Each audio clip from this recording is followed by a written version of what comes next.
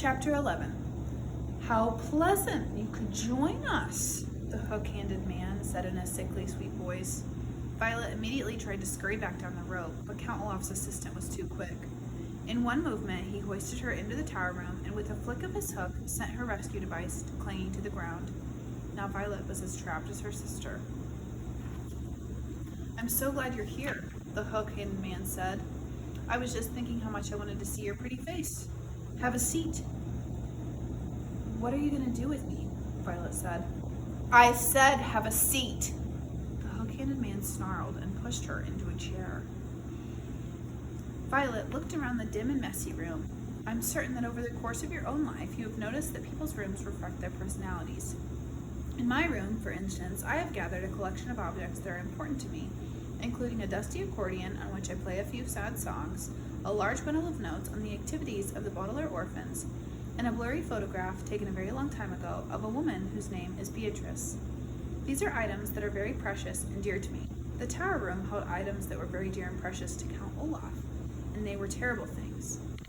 There were scraps of paper on which he had written his evil ideas in an ineligible scrawl, lying in messy piles on top of the copy of Nuptial Law he'd taken away from Klaus. There were a few chairs and a handful of candles which were giving off flickering shadows. Littered all over the floor were empty wine bottles and dirty dishes. But most of all were the drawings and paintings and carvings of eyes, big and small, all around the room.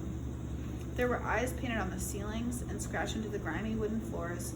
There were eyes scrawled on the windowsill and one big eye painted on the knob of the door that led to the stairs. It was a terrible place.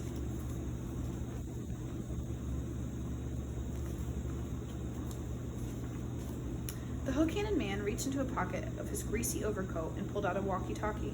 With some difficulty, he pressed a button and waited a moment. Boss, it's me, he said. Your blushing bride just climbed up here to try to rescue the biting brat. He paused as Count Olaf said something. I don't know, with some sort of rope. It was a grappling hook, Violet said, and tore off a sleeve of her nightgown to make a bandage for her shoulder. I made it myself. She says it was a grappling hook. The hook-handed man said into the walkie-talkie. I don't know, boss. Yes, boss. Yes, boss. Of course I understand. She's yours. Yes, boss. He pressed a button to disconnect the line and then turned to face Violet. Count Olaf is very, very displeased with his bride. I'm not his bride, Violet said bitterly. Very soon you will be, the hook-handed man said, wagging his hook the way most people would wag a finger. In the meantime, however, I have to go and fetch your brother. The three of you will be locked in this room until night falls. That way, Count Olaf can be sure you will all stay out of mischief. With that, the hook-handed man stomped out of the room. Violet heard the door lock behind him and then listened to the footsteps fading away down the stairs. She immediately went to Sunny and put a hand on her little head. Afraid to untie her and tape her sister for fear of incurring, a word which means bringing about, Count Olaf's wrath, Violet stroked her hair and murmured that everything was all right. But of course, everything was not all right. Everything was all wrong. As the first light of morning trickled into the tower room, Violet reflected on all the awful things she and her siblings had experienced recently. Their parents had died suddenly and horribly. Mrs. Poe had bought them ugly clothing. They had moved into Count Olaf's house and were treated terribly. Mr. Poe had refused to help them. They discovered a fiendish plot involving marrying Violet and stealing the fortune. Klaus had tried to confront Olaf with knowledge he'd learned in Justice Strauss's library and failed. Poor Sunny had been captured. And now, Violet had tried to rescue Sunny and found herself captured as well. All in all, the Baudelaire orphans had encountered catastrophe after catastrophe, and Violet found their situation lamentably deplorable, a phrase which here means it was not at all enjoyable. The sound of footsteps coming up the stairs brought Violet out of her thoughts, and soon the hook-handed man opened the door and thrust a very tired, confused, and scared Klaus into the room. Here's the last orphan, the hook-handed man said. And now I must go help Count Olaf with final preparations for tonight's performance. No monkey business, you two, or I'll have to tie you up and let you dangle out of the window. Glaring at them, he locked the door again and tromped downstairs. Klaus blinked and looked around the filthy room. He was still in his pajamas. What's happened? He asked Violet. Why are we up here? I tried to rescue Sunny, using an invention of mine to climb up the tower. Klaus went over to the window and looked down at the ground. It's so high up, he said. You must have been terrified. It was very scary, she admitted, but not as scary as the thought of marrying Count Olaf. I'm sorry your invention didn't work, Klaus said sadly. The invention worked fine. Violet said, rubbing her sore shoulder. I just got caught, and now we're doomed. The hook-handed man said he's keeping us here till tonight, and then it's the marvelous marriage. Do you think you can invent something that would help us escape? Violet asked, looking around the room. Maybe, Violet said. And why don't you go through those books and papers? Perhaps there's some information that could be of use. For the next few hours, Violet and Klaus searched the room in their own minds for anything that might help them. Violet looked for objects with which she could invent something. Klaus read through Count Olaf's papers and books. From time to time, they would go over to Sunny and smile at her or pat her head to reassure her. Occasionally, Violet and Klaus would speak to each other, but mostly they were silent, lost in their own thoughts. If we had any kerosene, Violet said, around noon, I could make Molotov cocktails with these bottles.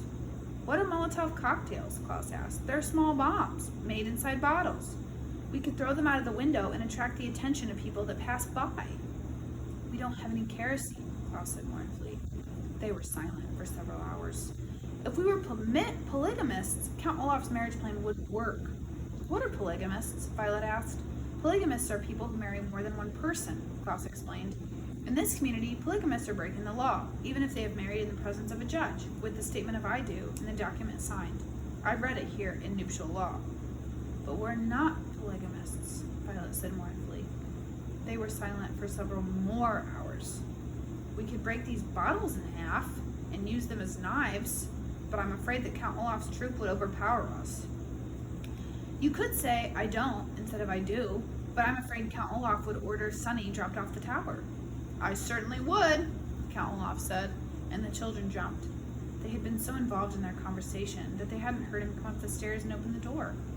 He was wearing a fancy suit, and his eyebrow had been waxed so it looked as shiny as his eyes. Behind him stood the hook-handed man, who smiled and waved a hook at the youngsters. Come, orphans, Count Olaf said. It is time for the big event. My associate here will stay behind in this room, and we will talk in constant contact through our walkie-talkies.